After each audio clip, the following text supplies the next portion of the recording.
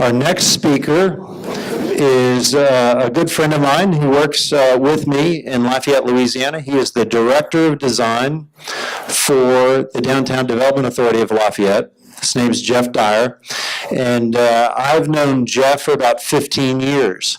After I met Geoff and saw what an incredibly talented urban designer he was, I tried to recruit him into my old consulting company, Placemakers.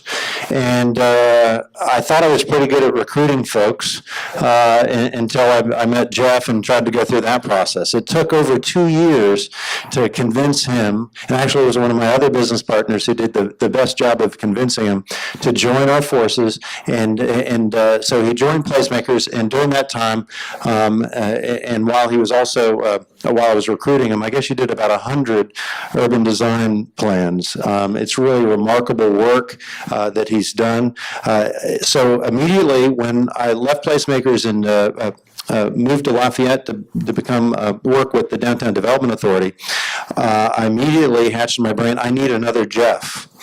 And I had no idea that Geoff might even be interested in coming to Lafayette, but I was able to reach out to our Lafayette Public Trust and Financing Authority. We've got several people from the LPTFA over here in the LPTFA section, plus Rebecca, and they helped fund this idea, along with our Economic Development Authority, the creation of this Director of Design, who is going to serve as a person who could help speed redevelopment in our downtown.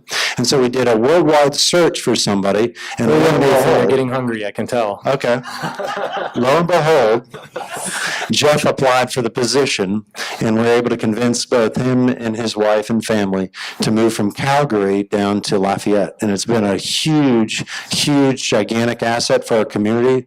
And so without, and the other thing to say is that during his time at Placemakers, he had developed many form-based codes. And so that's what he's going to talk about, is what you need to know about form-based codes if you're a community leader. I may actually try to use this again, so if you guys can't hear me in the back at any point, raise your hand and I'll switch. And so the situation has changed up here a little bit, so I'm winging it. And I also realized that, where Jared had to follow one compelling speaker, I'm having to follow 2 compelling speakers, and we're in New Orleans, and I'm between you and lunch. So I realize that, and I don't want to rush, but I do want to get through the material. And it is about codes, which I believe is exciting, and some of you may or may not believe that as well, but I'll try to make it interesting.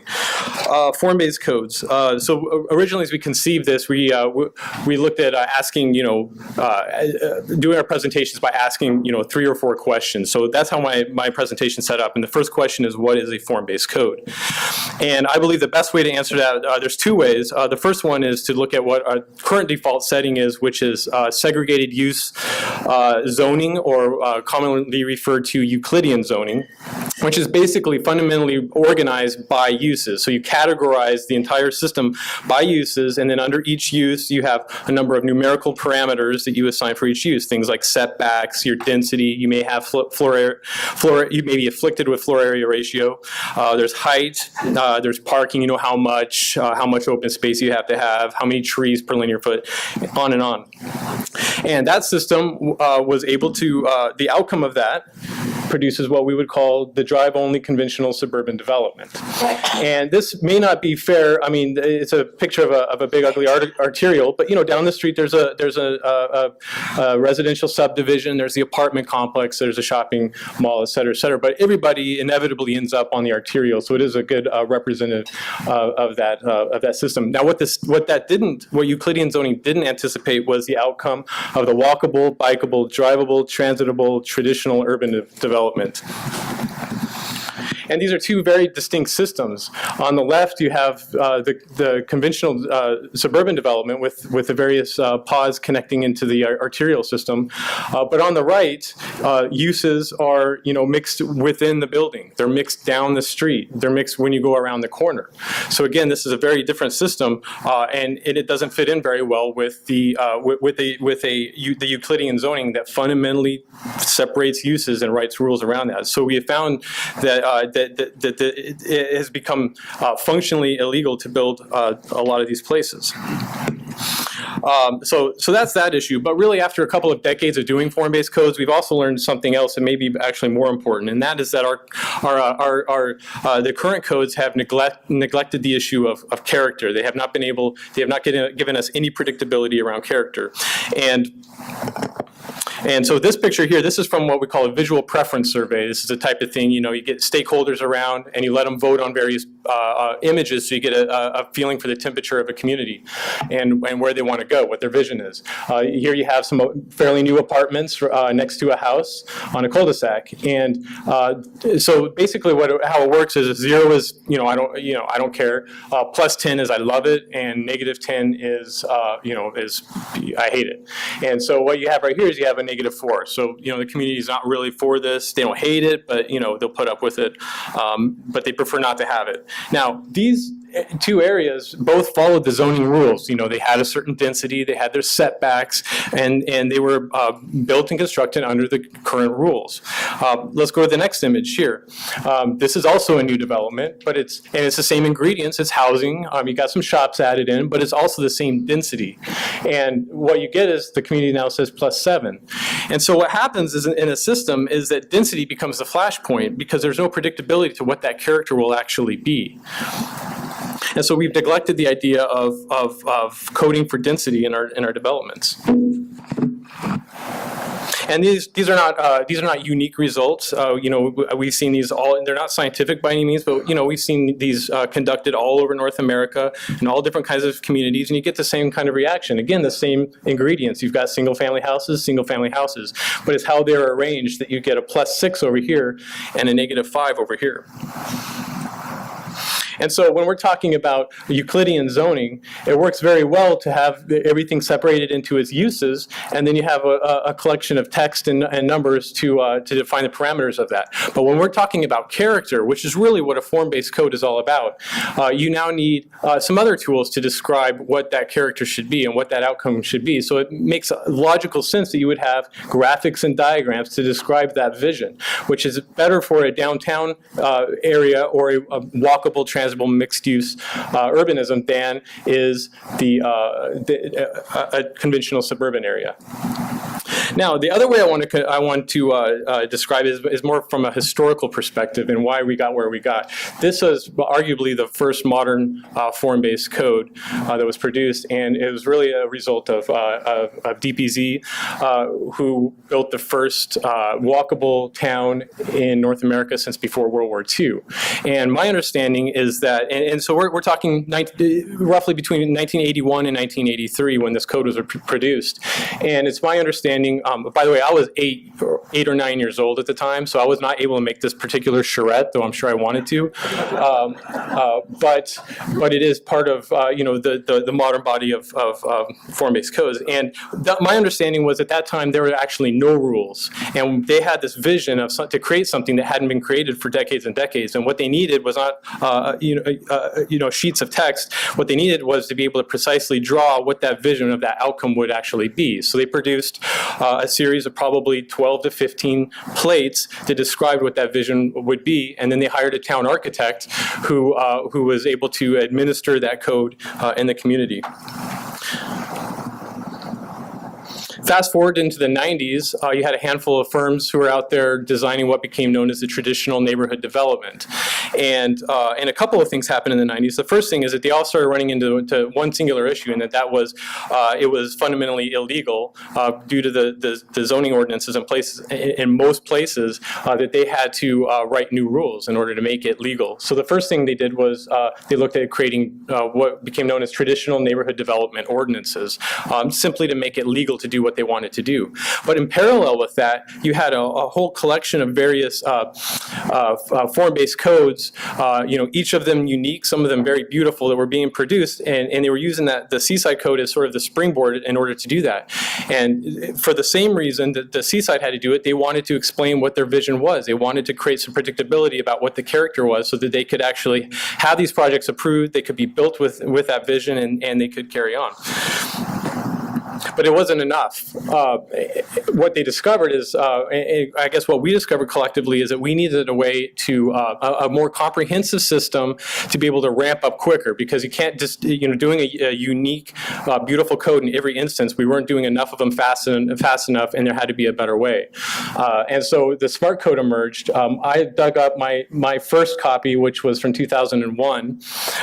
But the smart code really came out. DPZ released it in the spring of 2003 as a freeware code. In other words, anybody could take it for free and utilize the code. And it was also open source code, so you could actually manipulate it and change it and add on to it as you need. And this had tremendous impact. So a community could pick up this code and calibrate it to their local conditions, and would now have an ordinance that would allow them to do mixed use urban places and T&Ds. And so it was incredibly effective. And it continues on today. The last shareware version is actually version 9.2, and it was in the late 2000s. And where it's gone today is it's because of the sophistication, I think, of what's happened with the code, it's kind of gone back into the hands of experts. That's not to say, though, you can't still pick up a smart code and calibrate it yourself to the local conditions.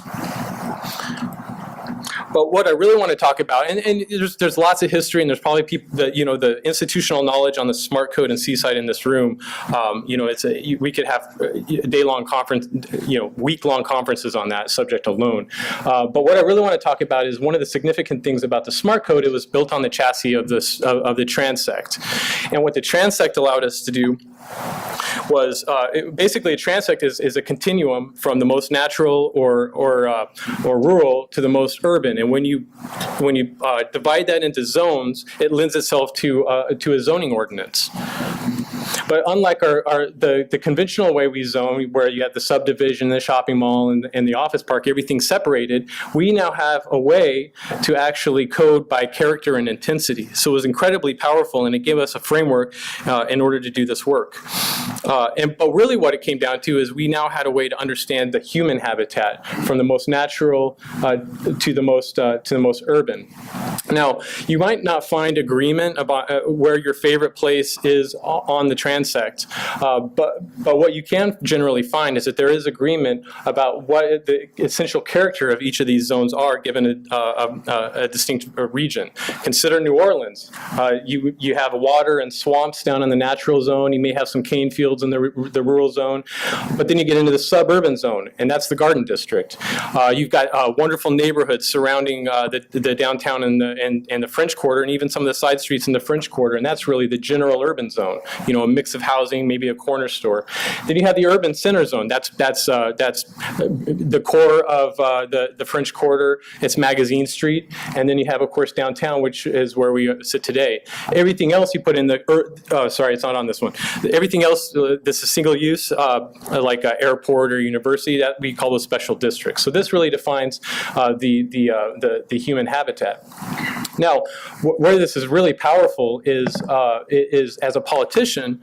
Well, let me back up. Why this is really powerful is it gives us the ability to allocate, and so every element of the urban of the built environment can find its place on the transect. And for a politician or even a planner, what this does is it allows you not to have to say no. Now you can say yes, and the question is where. And so it's extremely powerful. And I'll give you some examples. Starting with the most obvious is how this translates into a zoning code.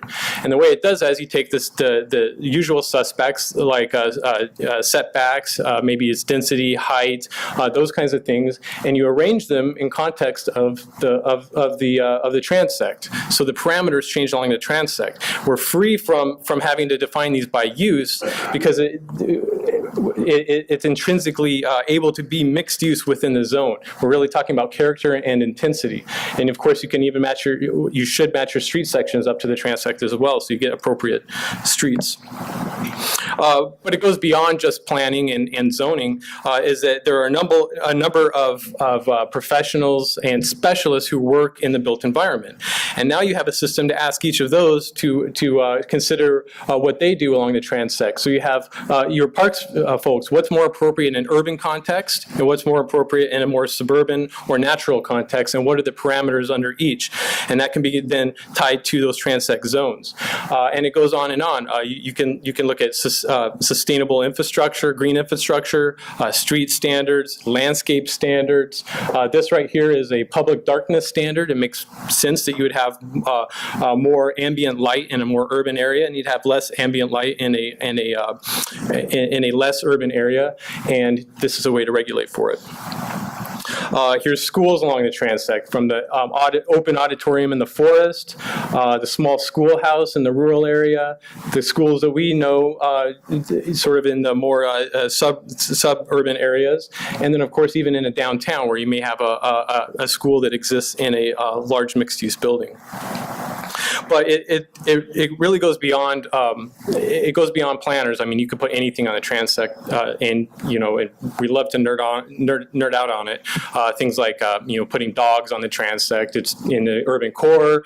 You might have one small dog. When it's suburban, you may have you can have a couple of big dogs, but you won't have too many of them. And then when you get into rural, well, you can have all the dogs you want because you have lots of space. So anyways, we can nerd on tonight on that. But the other thing is, it's not just about the smart code. What we've found over the last 10 years is, regardless of what code what form-based code you're doing, the transect has become fundamental. If you're doing multiple environments in your form-based code, the transect is the best way to organize things. And so this is, some of our colleagues keep track of sort of what's happening with form-based codes, and as you can see, there's been over 350 form-based codes adopted from 1981 to now. That goes back to the Seaside Code, and 86% of them have been done since 2003. So it's really it had a big uptick. And I think what you're seeing here is that our existing codes have left a vacancy, and that vacancy is being able to code for character. And that's why you're seeing form-based codes fill that vacancy. And you're also seeing the idea that our communities people in our communities are really yearning for the ability to have more predictability about the character of their place. Next, what should you regulate? I'm going to take a look at the time here real quick. I just got like 20 texts in that excerpt right there. I don't know how the universe works, but I'll go with it. No emergencies, I hope. What should you regulate? The way I'd like to propose thinking about what you should regulate is I'm going to introduce the idea of breadth and depth. Now breadth, we talk about breadth usually like this, but you can't do a list like this, so I'm going to turn it like that. And breadth is all the different line items that you can actually regulate. You can, starting up at the region, you can regulate at the region. You can go all the way down to architecture, drainage, bicycle facility signs, etc. You get the picture. And so the more things you regulate, the more line items you regulate, the more breadth you have. In terms of depth within each of these, that's how much detail you actually get into to regulate. Now, considering the transect, you may think that increases your depth, and it does. Now, when you increase your depth, you increase the size of your code and what you have to regulate. But I would argue that the transect actually allows you, if you make the choice to have more depth in your form-based code, you need a tool to actually organize it and make sense of it. So that's where the transect comes in to play. But let's talk about the type of code and the decisions you make in terms of regulating there. In terms of breadth, one of the things you're going to deal with are politics. The more things that you actually regulate, more line items you have, the more stakeholders you have, and so that becomes difficult, increasingly difficult politically to implement. Planning administrators able to actually do? Are you able to train them? Are you ready to ramp them up? Nothing's worse than doing a code and then having your planning department be terrified to actually use it because they might screw it up. Okay, so you have to think about these things, and it may likely be that you want to start off with a very concise code, and there's nothing wrong with that, because you don't want to end up with this. This is the everything code that tries to solve for every problem, and it grows exponentially. There is a form-based code out there that is 1,000 pages, and there were lots of reasons to get there, but there were decisions for lots of decisions along the way. But I think that the politics and administration, how you're going to administrate the code, are really things that you have to think about early on. The other thing that happens is you have to decide where your code is going to take you. And so when you do something with less breadth and less depth, you're going to get to good, okay? And that's not to say that's where you set your bar, because there's other ways that you can actually get to better and best. It may just not be in your code that you do that. When you get up here, you get to best, but again, you get to that big code, and it may not be the best thing, the best place for you to actually target to in order to get better and best in your city. Now, what I'm going to talk about is sort of the minimum requirements for a form-based code, and they kind of happen in the middle here. And so I'm going to go through those a bit, and I'm going to use our recent efforts in Lafayette for our downtown code. So you're dealing with one transect zone, so we don't have that depth of the full transect in our downtown. And so the items I'm going to talk about is, first, I added intent. That wasn't on that list, but you need to have an intent for your code, and we'll talk about that. There's the usual suspects: horizontal dimensions, the location of your building relative to lot lines; vertical dimensions, your floors, floor heights, building heights. And this one's really important. This is the interface between building and street. This is where you really start to get into defining character. You have to deal with uses at some point. That can be done generally, or you can go into extreme lengths and really get into detail on that. And you have to deal with parking. It's a reality one way or the other, whether you're permitting less parking, or if you're allowing on-street parking to count towards your development, et cetera. And there's one thing that's missing, and it may not be something that's in your code, but I'm curious if anybody has an idea of what element is essential to regulate in order to have a minimum form-based code. Is that Patty? How it can be changed. How it can be changed? That's a good idea. Streets. Thank you, Mr. Norris. You have to deal with the streets. You can't expect to create a code that does all of these things, build a mixed-use building that's close to the sidewalk when you have a 45-mile-per-hour arterial street. So you have to have the streets that allow your code to exist. So again, it may not fall into your form-based code, but it is something that you have to deal with in one respect or another. So there it is, your thoroughfare standards.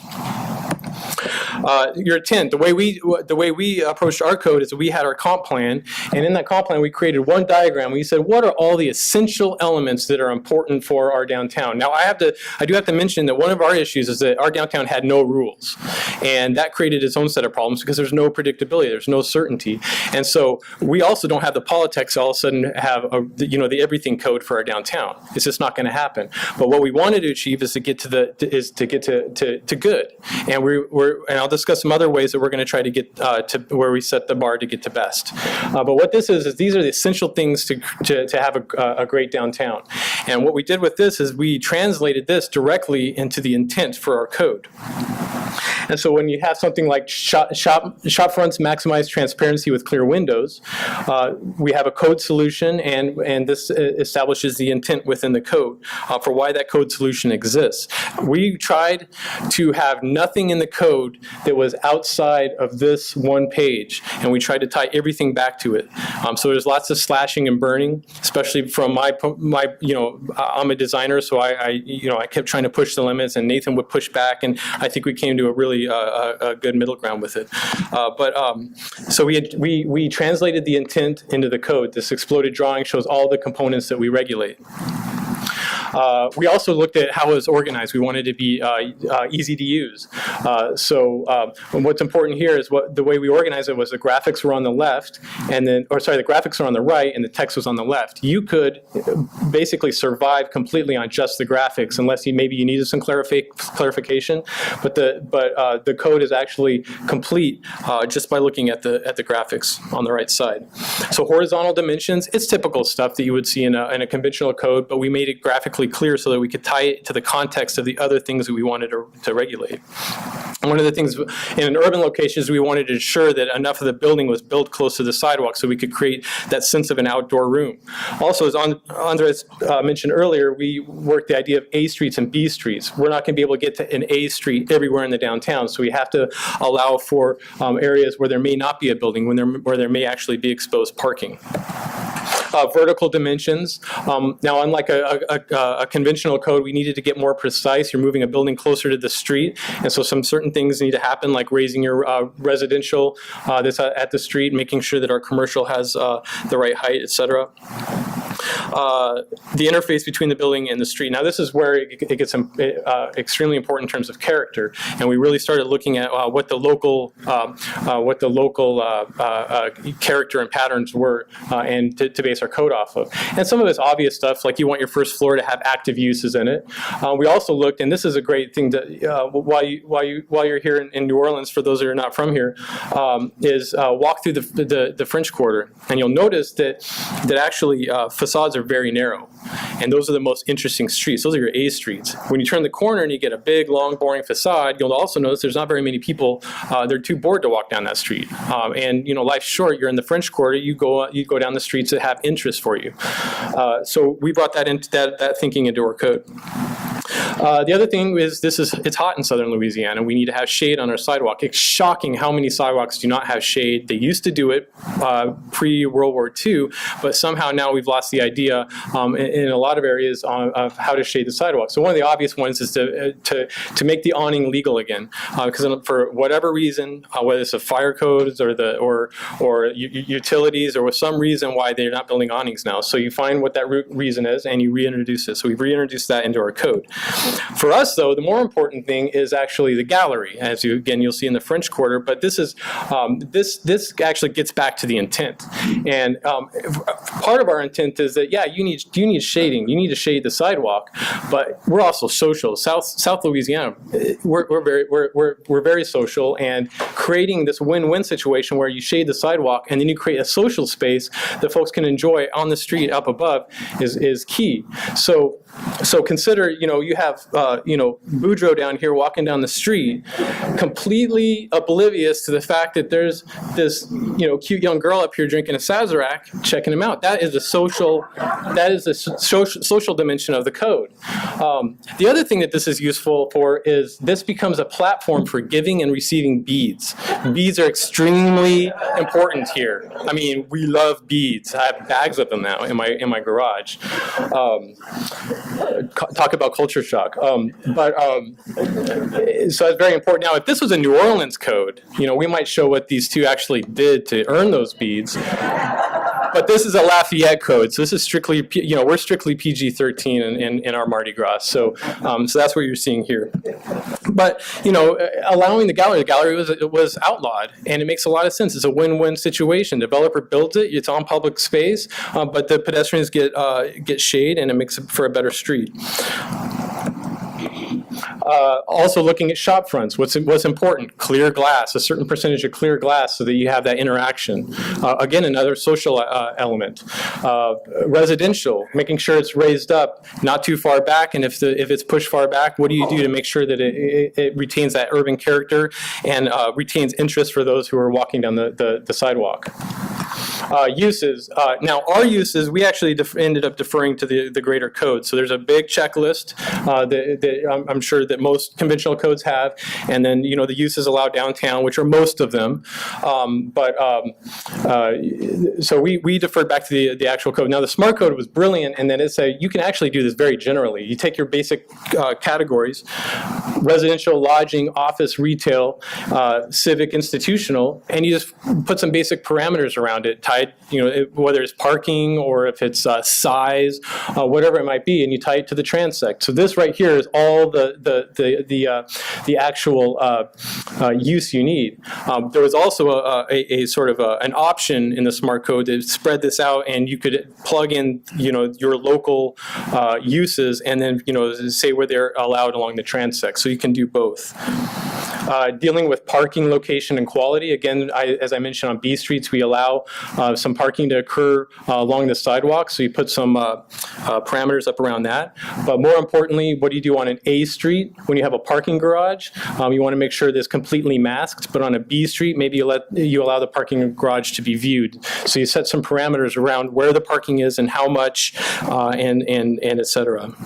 And then, of course, the thoroughfare standards. And again, we had drawn up this particular graphic, but we have such a wonderfully accessible streets department that we didn't have to include this, and they work very closely with us, and they're all in this room. So, which is good news. But we're able to get to that downtown. But what we did include is this idea and what happens on the sidewalk.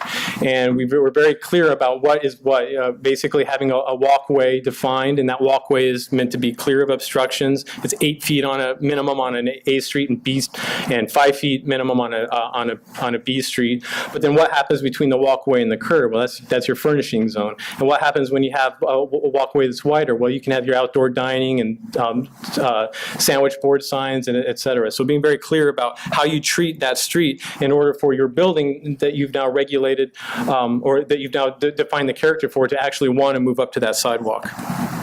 Other ways to regulate for character. You may want to get to best, but your code only gets you between bad and good. The first one is what we're doing right now in Lafayette, which is our Development and Design Center, which is essentially Nathan and I, who offer free conceptual design advice. We have a collective idea of the vision for the downtown. You may not be ready to hire a specialist, to pay for a specialist to see what's on your very small lot. You can come to us, we'll draw it up, we'll talk about what the issues are, and we'll help landowners and building owners to move forward on their project. We also aim to inspire them to do better and look at their designs as they come in and work with them on that. There's also developer-driven codes and having a town architect. As a developer, you may choose to create some certainty around the character, just like in Seaside, of what you want to create, and then put somebody in place under the developer to actually see that through. You can have a formal design review process. We talked about Charleston, how they have a formal review process for their downtown, which I think will be critical for how they move forward. There's creating a pattern book and architectural codes. You can get really detailed on the architecture if you choose to. That may be a regulation or not, but it's something that, given your locality, you may look into, or as a developer, you may look into. You can have a targeted public works manual, which is what Peter Swift is going to talk about after this.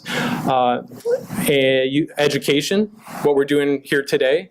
And the last one is persistence, tenacity, and inspiration, which I think anybody who is pushing a form-based code has to have one of those, at least one of those three. Just really quick on how the smart code does it. The smart code exists kind of over here. It has a tremendous breadth, but it doesn't have a very wide depth, because the idea is that as you decide how this fits into your locality, there's these plugins which are called modules. If you choose to get really detailed on building types, architecture, green infrastructure, retail, there's a whole a number of great modules that have been produced over the years that you can actually plug into the code and thereby expand your depth. So that's the body of my talk, just to set you at ease. I have two more questions that I'm going to answer for myself here, but it's not the dry stuff is over, hopefully. So, I got to read the question. What are some things to consider when you are looking to get a code? It's a good question. First of all, a code is not a vision. I don't know how many times I've been put in the position where I show up to the town and I say, we're here to do your code. And they say, great. I say, well, what's your vision? And they say, well, that's what you're here for. Wrong. You're not there to do the vision. Now, there's nothing wrong with doing your vision and your code together. You just have to know that you have to get to some level of agreement upon what the outcome is so that you can create the tool, which is your code, to equal that outcome. This is a vision. This is 3 to 5 stories of a downtown with nightlife on the ground story, people walking around, on-street parking, et cetera, galleries. So this is a vision. Second, set limits. I already talked about your depth and breadth and some of the things you might consider in your code. The other idea, though, is your geographic breadth and depth. Again, Andres talked about this a bit earlier, but are you going to code the entire city, or are you going to target certain sites? So let's look at our breadth and depth chart here. And what you start with is the circle up here. That is a citywide application that has the most sweeping change. And our recommendation was don't start there. You can't start here for a lot of reasons, whether it be politically, confusing your constituents and your citizens, and just creating a code that will sit on the shelf. This is probably the better emoji to put on there. You better pray that something good comes out of it, because more likely what's going to happen is it's going to go over here, it's going to be watered down, you just spend a lot of money on a code. You might as well have started with what you had and just make it look better, add some graphics to it. So don't go through that process. What our recommendation is actually start down here on some targeted sites. I lost my pointer. Here it is. Okay. So find some targeted sites. In terms of less change, you might start on a downtown, because that's, I would say that's relatively less change. You probably have historical photographs of what your downtown used to look like. You have a street grid that's ready to go. You just have surface parking lots. So it's not a big leap to actually do form-based code for your downtown. As you get to more change, you have your T&D. So you have a greenfield piece of land, and you're going to do your River Ranch, or your Perkins Row, or I don't know what the name of the examples here would be, but basically find a piece of empty land. It's more change than your downtown because you're creating something out of nothing, but that might be a way to demonstrate and earn trust for your code. And then of course retrofitting, and that's to take like an old mall or old shopping center, which is on the other side of the spectrum, and completely convert it into a walkable mixed-use place, and that's a lot of change. But I think that you can typically find all three, and then you get the fist bump, because if you can achieve this, you've achieved a lot. And this is also an example of having spending too much time on your PowerPoint and having too much depth and breadth. So anyway, so this is an example of where we've narrowed down the geographic limits. It's relatively easy to do the downtown, but you may find some strategic sites, possibly along a transit line, or for other reasons. But basically focusing on these, change these first, earn trust. As planners, we've got to earn trust apparently, which is true. But once you've earned that trust, then you'll be allowed to go and do it in other places, and you can make bigger changes. Get an outside expert. Now, you may think that I'm asking you to spend money on an outside consultant, and which makes some sense. I mean, they've got a lot of experience. They do this day in and day out. You probably get further ahead and more effective in how you get to your code. But what I'm really talking about is that you shouldn't expect your local administrator to be the champion for your code. That doesn't make sense. It's better to actually position your local administrator to be a moderator. So bring this person from out of town, let them moderate it, and in the process become an expert of the code, so that when they leave town and you get it implemented, when those guys leave town and you get it implemented, you're now the expert and can actually administer it. This is John Nolan, by the way. If you can get him, well, there's some difficulties with that, but he's one of the greatest American planners. He's not around with us anymore. If you could get him, it would be great. But anyways, last one. So you have a code, now what? Make the code easy to use. You want to create checklists. These aren't checklists for what you need to include in your application as an applicant. This is a checklist to say, do you have enough clear, do you have the right amount of clear windows? Do you have the right setback? So basically take your entire code and put it into the form of a checklist and make it easy to administer. Also having an example of what an application might look like. This is what, you put it out there. This is what we expect to see from you. And the last thing is just to have clear graphics and a clear organization for the user of the code, not the administrator of the code. They also need to have ease of use, but keep in mind the person who's actually going to be using the code. Smart Code was brilliant about that. If your lot was in T5 or T4, one of those transect zones, it was on one page. You could say, here's your one page, here's all the things you need to do. And that's as long as you didn't have that depth, but it works today in dozens of communities. Number two, be prepared to defend your code. We're seeing right now that there's we're sort of desensitized to variances, which is, is, I guess, maybe fine in the conventional zoning setting. But when you do a form-based code and you create that vision, you're creating a promise. And if you take variances all of a sudden to undermine that promise, you may as well not have done a form-based code. Now, it looks like a decent mixed-use building, right? Wrong. Look at the street level right here. This is 200 feet of boring pedestrians, okay? This is 200 feet where I don't want to walk to that transit station anymore. This is 200 feet where the neighbor says, well, I'm not going to develop anything if that's what's going to happen next to me. So you can undermine that vision and lose trust simply through variances. So the recommendation would be very clear about what is available for a variance and what is not available for a variance, and then also give some flexibility within the code. Maybe hand it to your administration. You have 5 or 10% on this particular item that you, by discretion, can allow some flexibility in. Lastly, you got to deal with the thoroughfare standards. And again, this is you may have your code already and have not done this, and this may take longer because we're dealing, with engineers. We have to make sure we do the right, all the right things in the right sequence. But it's something you have to get to. If you're going to have shops up on the street, you have to have on-street parking. If you're going to put homes up on the street, it can't be going over 25 miles per hour, on and on. So you have to deal with your thoroughfare standards. That is a conclusion. My life's work is right here, and what I'm doing right now as a director of design happens right there, and I appreciate it. Thank you.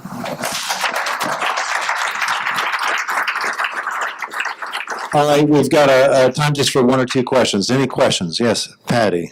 Yeah, the reason I mentioned changing the way it's changing, not that it should be easy to change, obviously, after people have gone through a lot of work, but the biggest challenge we're having is after this process, which could take 5 years and you've got something, there's a combination of people who think that it is now rigid steel, and it can no longer be evolved and adopted, can no longer be part of a living tradition, must be contagious.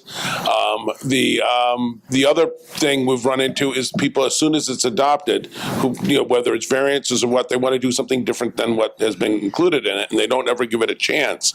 In fact, we have one community that's talking 2 years after they spent 5 years, they're talking about going through the process again to create something else, only because there have been a small number of people in the community who said, we did this whole thing, but we didn't think it was going to change anything.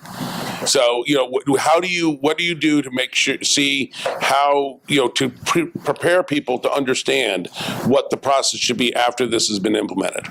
Well, I'm sure Nathan has some answers for you, but I would say, again, you need to have a strong intent to start with, because then you can include, there's an administrative section of your code, how the code is used, what is the process, and in there you can say how this code can be changed. So you can write that in your code, and how the code can be changed is, first of all, to compare it to the intent. Does it meet the spirit of the intent? If so, then here's the process by which the code can change. And then again, as you talked about the variances that we're seeing as an issue, so we may need to be more precise in our codes about what is available for a variance and what is not, and that can make it easy. Time for one more question. Any questions? You must be all starving. Geoff, you talk about Overland Park, and on some level, I feel like there might be, how do you prioritize what's more important? Because, that project that had that blank wall that was no fun for pedestrians, on some level, maybe the pro forma didn't work out if it actually had to include shops and have clear storefront at the bottom. And so what's more important, like getting that density in an urban core or having the form that everybody enjoys walking by? I'll answer that, but I think that it would be an interesting thread to carry through this and through our discussions here. I know John Anderson probably has an answer for that, and he could probably speak to that in his small development piece. But again, as it comes down to the transfer, maybe that developer is in the wrong place. Maybe there's a better context if they need to build that certain building. But what we're talking about here is pretty simple stuff. It's having a certain percentage of windows, not an enormous amount, but having having some sort of interaction on the first floor. And if that is the intent that the community has, and it's simply not possible, I mean, I don't really understand why that is completely impossible on a pro forma basis. So, and I don't really have exactly the history of that particular project, but I'd be surprised that there's really something on the pro forma that prevents you from creating activity on the first ground level as a minimum. Right. And when Geoff was talking previously about the promise that's being made with the form-based code, that promise is about character. And so we're accustomed to, in a regular conventional zoning code, of granting variances for reasons that actually are well below the real standard for granting the variance. That standard, right, we've got lots of people here, which is, undue hardship. Okay, and now we're just accustomed to granting so many variances, then the form-based code comes up to the planning commission or the zoning commission, and they're like, okay, well, yeah, we'll grant a variance here. And then that one variance undermines the whole promise of that form-based code. So that's why I think it was brilliant when Andres set up a bifurcated system for variances, essentially, with warrants and exceptions, saying these things you're allowed to provide a variance to. These things, you can't, because it's underlying everything about what this code is. So we can talk about that more and more nuance, but that's at the core of it. And the truth is in the Overland Park situation, it was really, they were a conventional developer trying to do a conventional project in a very historic neighborhood. The context wasn't a greenfield. It was in an existing neighborhood that had good urban historic fabric, and they were plopping down the suburban building in the middle of it. And the people who were making the decision didn't understand the consequences of that to that neighborhood. And ultimately, it happened from my perspective because the surrounding homeowners didn't know how to articulate. They didn't know how to advocate for not giving those variances, and so they lost out. One final question, and then we're going to go to lunch. Pat? Okay, not a question, but a comment. At the end of Jeff's presentation, he referenced his life's work. Well, his recent work was the Downtown Action Plan for Lafayette, Louisiana, which 2 weeks ago was honored with an achievement award by the International Downtown Association. So congratulate Jeff.